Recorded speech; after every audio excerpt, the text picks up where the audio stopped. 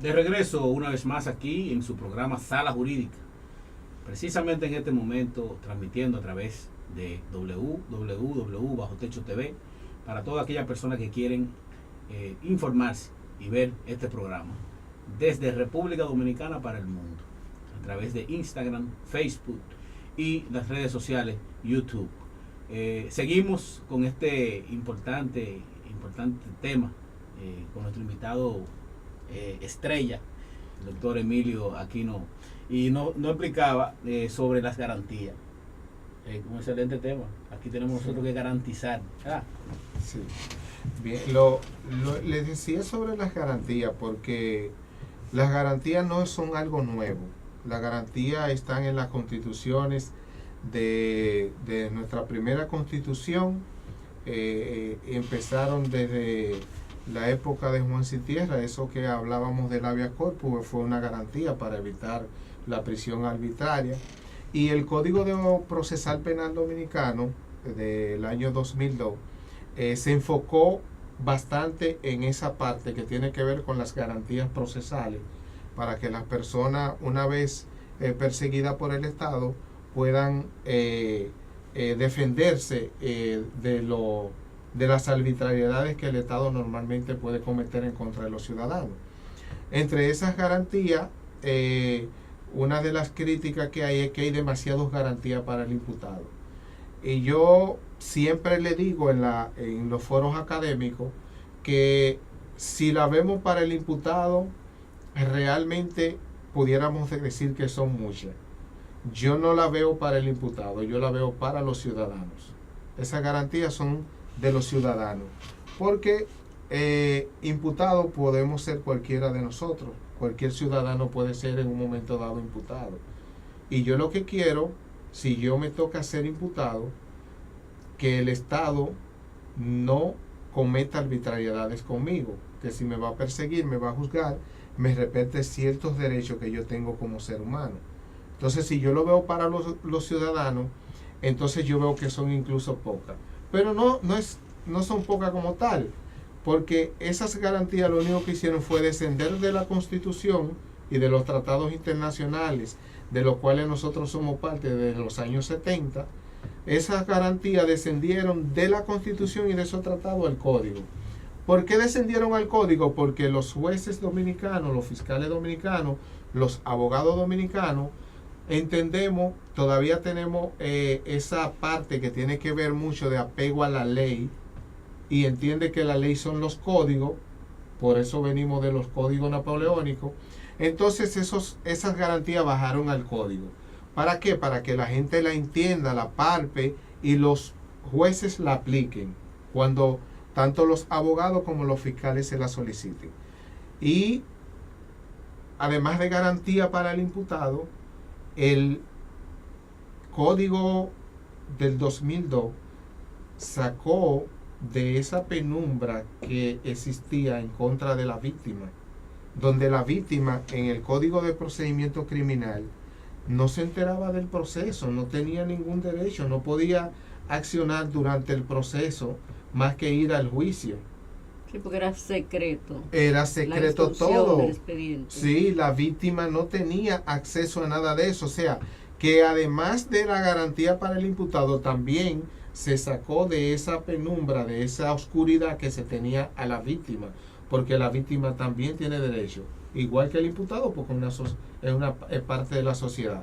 Y por eso el imputado hoy tiene derechos que ustedes han visto que muchas veces cuando se ve un proceso en los medios de prensa, los abogados lo primero que dicen, no, que fue presentado a la prensa, o que fue interrogado, o que se le dio golpe en la policía.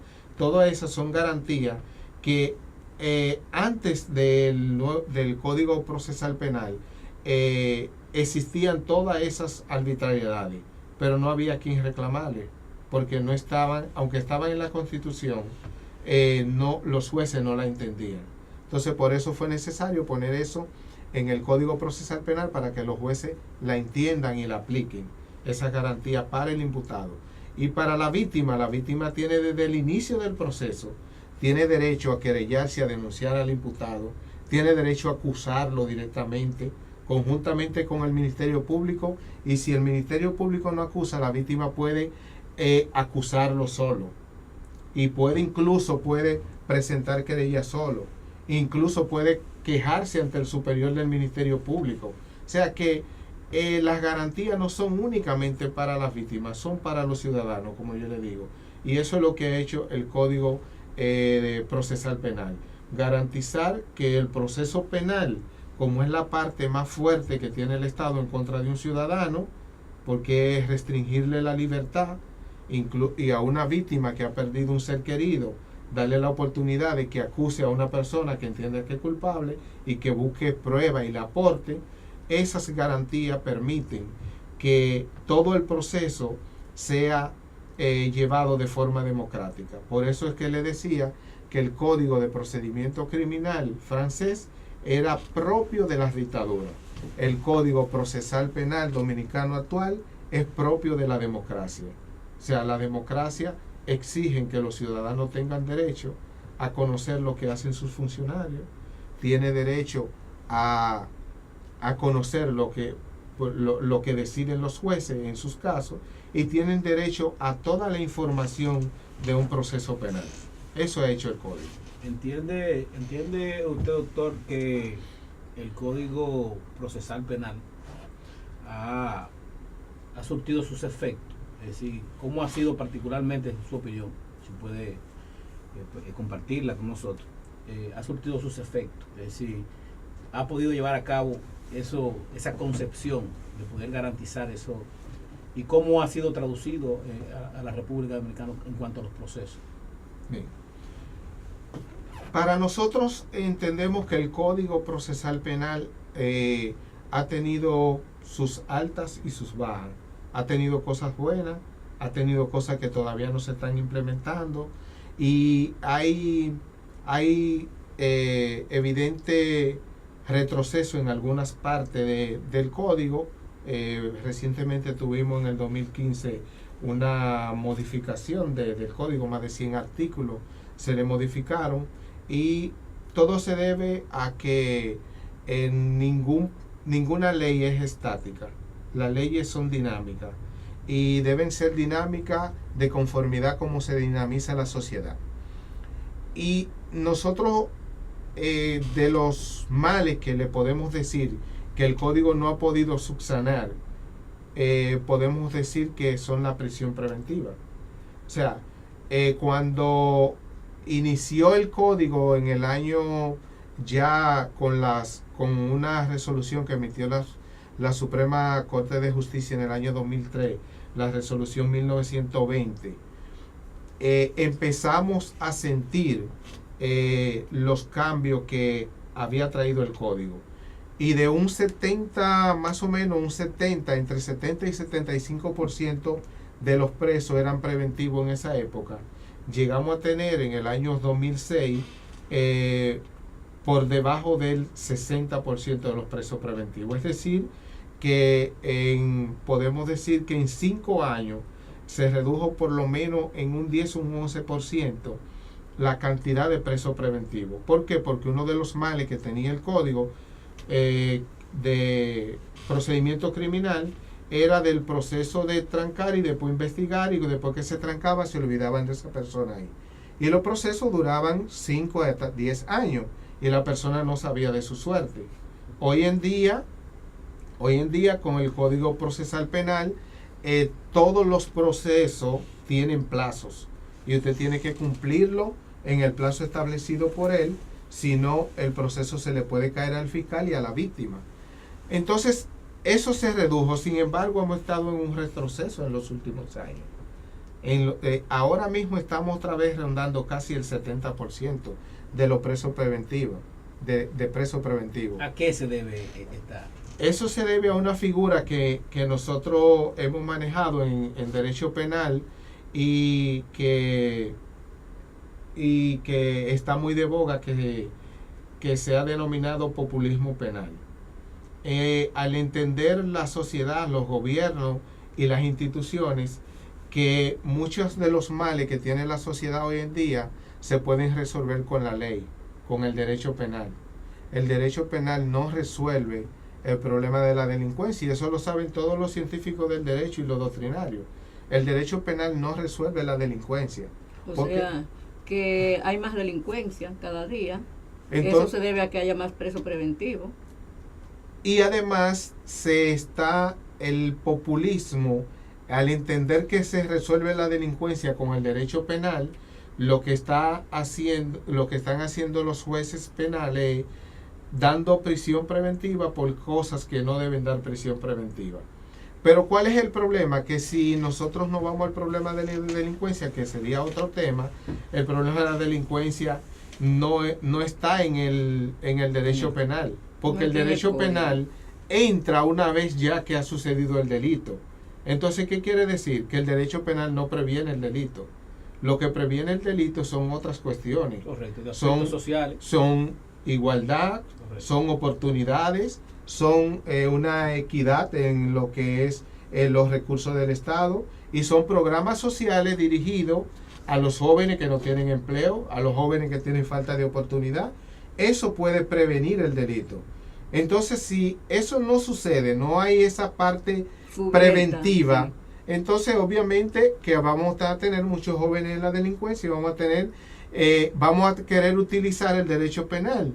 Y el derecho penal, con lo que dice la sociedad en sentido general, dice, la delincuencia no está arropando. ¿Qué hacen? Que cada vez que apresan a un joven, el que lo llevan al juez, dice, ese está cometiendo un delito, le dice, vamos a mandarlo preso preventivo. Pero hay otro problema, que en la cárcel tampoco se resuelve, porque ese preso va a salir en algún momento, y cuando viene a ver, sale con una maestría de la cárcel. Entonces, realmente el problema no está en el derecho penal, y por eso no podemos tratar de solucionar.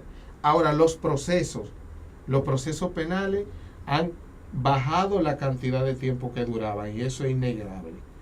Se están garantizando más los derechos de la persona, tanto del imputado como de las víctimas.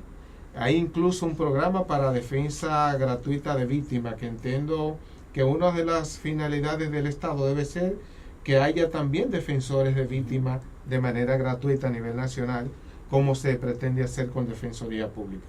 Y eso entiendo que sería de las cosas que pudieran ir en beneficio de la implementación del código. Entiendo que lo que se hizo, la reforma en el año 2015, se debió a ese problema del populismo, que vio que que una persona salía muy fácilmente de la cárcel, y entendió que por una modificación al código se podía solucionar eso. Pero realmente no es la solución.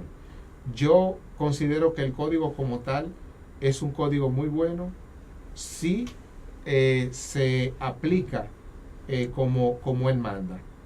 Incluso nosotros ahora estamos trabajando en un programa de maestría donde vamos a implementar una asignatura que se llama Perspectivas Penales Procesales, que tiene que ver con eso, con las distorsiones que está teniendo el código, porque no se aplica igual en todas las jurisdicciones también, y eso es un problema de garantía de seguridad jurídica, que el derecho tiene que ocuparse de eso. Porque no se aplican, no están preparados los jueces en las distintas jurisdicciones.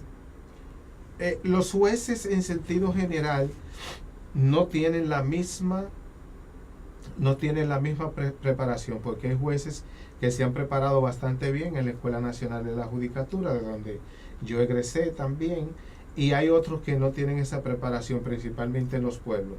Sin embargo, el problema de la ley del derecho en sentido general es que el derecho no es una fórmula mágica donde todo el mundo entiende una disposición jurídica como la entiende otro. Por eso usted ve que hay un fiscal, un juez y un defensor en un proceso.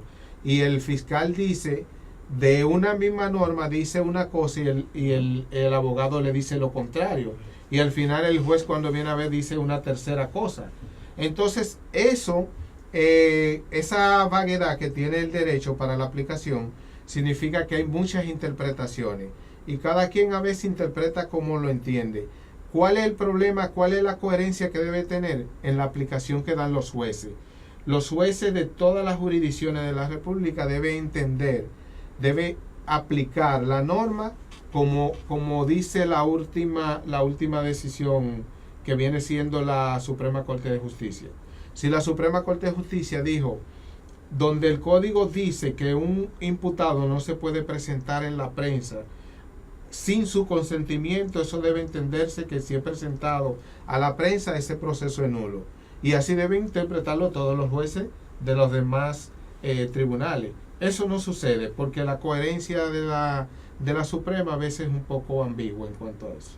Nosotros, ese tipo de acciones que comúnmente se llama tecnicismo, que son utilizados por los abogados en los procesos para favorecer muchas veces una decisión o muchas veces para poder tenerlo como prueba para fortalecerlo.